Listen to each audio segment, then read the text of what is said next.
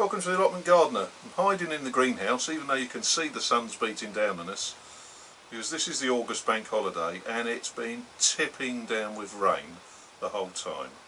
I'm not even going to be able to stand on the beds today, but there's still a few jobs we can do, so we'll crack on and start sorting those jobs out.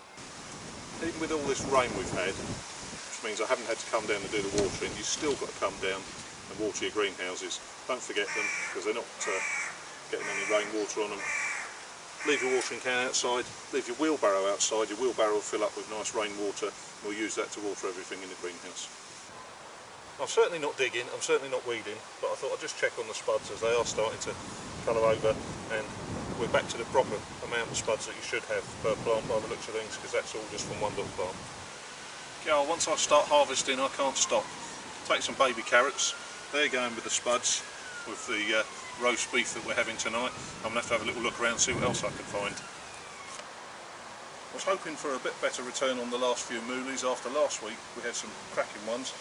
Last few ones are a bit small, but they'll go in the old roasting tin as well.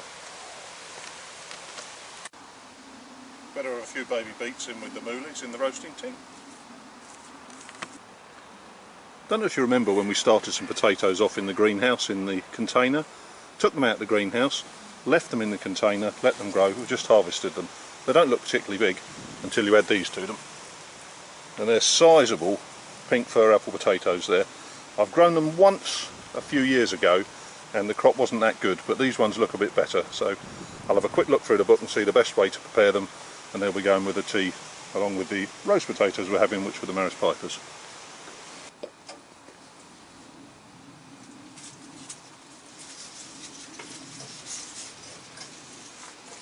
As usual, Phil's away for the weekend. What he did ask me to do was to get the melons tied up. I've not grown melons before, so I'm not quite sure what I'm doing. He'll see the video, he'll tell me if I've done it right or not. I'm just going to tie them up.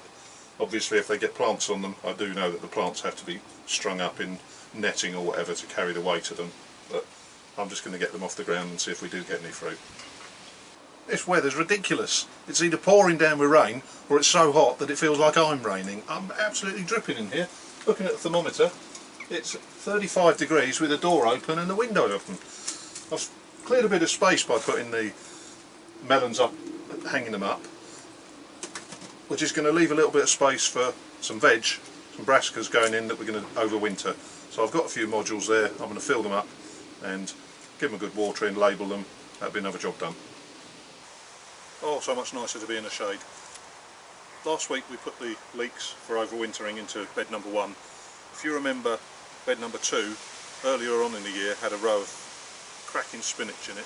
I think we'll put a little row of spinach in here because it doesn't take that long to grow. It's not going to affect the bed for the winter, and I found some more mooli seeds, so I think we'll have another row of those. We know to leave them in a little bit longer. If we put them around the edge of the bed, we'll still be able to get what we want in this bed. I've drilled it, we'll get the seeds in there.